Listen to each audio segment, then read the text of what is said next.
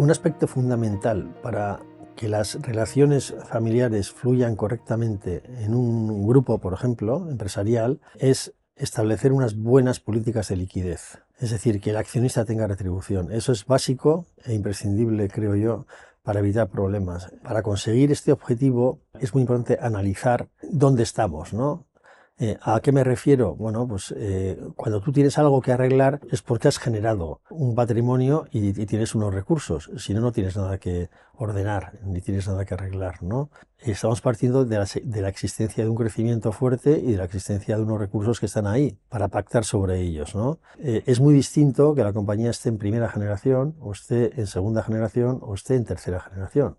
En primera generación, normalmente la estructura, digamos, es una estructura muy dependiente del fundador, en la que, por ejemplo, hay un administrador único y tiende a confundirse en la gestión con el gobierno y con la propiedad, ¿no? La propiedad es de una persona o de dos personas, el gobierno lo lleva esa una o dos personas, siendo administradores únicos o solidarios, y la gestión también, ellos son los administradores y por lo tanto los gestores, ¿no? Aquí las decisiones son únicas, todo pasa por el fundador. Esto hay que tener en cuenta que siempre te limita el crecimiento, con lo cual aquí ser inteligente es muy importante. Nosotros tenemos muchos clientes que son muy inteligentes, entonces han conseguido superar este obstáculo, pero tienes que tratar de delegar. Entonces aquí los pactos son menos importantes porque hay una o dos personas, no es necesario el pacto. Y la familia o los fundadores están muy centrados en crecer. Entonces la necesidad de pactos que me preguntabas surge más bien a partir de la segunda generación. En la segunda generación ya están los hijos.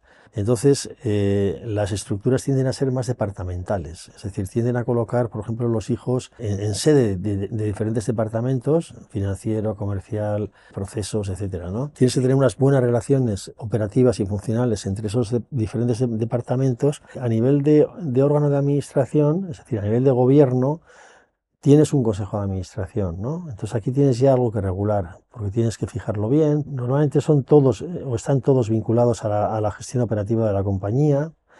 Tienes que empezar a buscar consejeros independientes que aporten luz y que aporten a lo mejor ya capacidad de resolución de ciertos conflictos en el seno del consejo de administración, ¿no? Y luego a nivel de CEO, pues tienes ya que empezar a elegir uno sobre una variedad de personas, ¿no? Con lo cual ya empieza a ser complicado. Entonces tienes que empezar a gestionar un poco el capital humano a través de los sistemas de dirección de personas que nosotros hacemos relación muchas veces a ellos, y luego tienes que establecer aquí claramente ya una serie de políticas de liquidez. Las políticas de liquidez son esenciales porque el accionista bien retribuido normalmente es un accionista más pacífico que el que no lo está. Entonces tienes que establecer una buena relación entre el dividendo necesario y los recursos necesarios para ser eficientes, es decir, para obtener rentabilidad. Es decir, la intensividad de capital fijo y la intensividad de capital circulante. Cuanto menos intensividad tiene una compañía, más fácil tendrá la posibilidad de repartir dividendo, ¿no? Más eficiente será esa compañía y al contrario.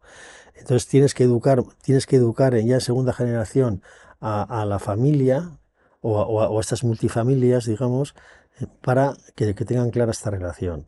Y a través del establecimiento de unas políticas de liquidez adecuadas, posibles y entendibles y razonables, al final ellos las acuerden y consideren que son razonables, y entonces habrás eliminado el conflicto. En tercera generación ya la cosa se complica, porque ya no estamos hablando de hermanos, estamos hablando de primos, ya de un grupo que ha crecido considerablemente, que probablemente tiene varios negocios, que has ordenado esos negocios en sede de distintas sociedades, donde ya tienes, como he dicho antes, primos, donde tienes los hermanos fundadores.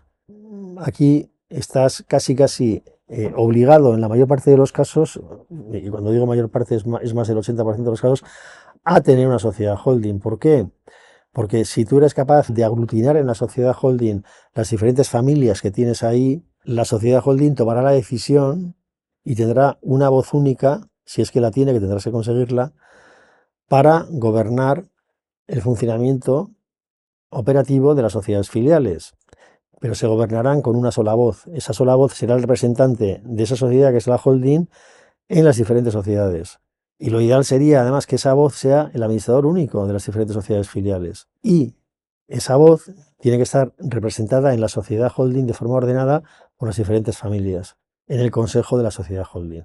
Entonces, claro, esto es absolutamente fundamental en las empresas familiares, por ejemplo, a partir de tercera generación, ¿no? Es lo que siempre intentamos que nos entiendan nuestros clientes, que al final las reestructuraciones empresariales, la conformación de grupos empresariales y al final la conformación o estructuración de los mismos a través de sociedades holdings, ahí tienes que tener una visión estratégica clara en función de las diferentes necesidades que tiene el gobierno familiar para llevar a cabo esa reestructuración. Y esa visión estratégica solamente es capaz de dártela quien tiene mucha experiencia en la conformación de esos grupos. Y no hay nadie que tenga más experiencia de confianza en ello.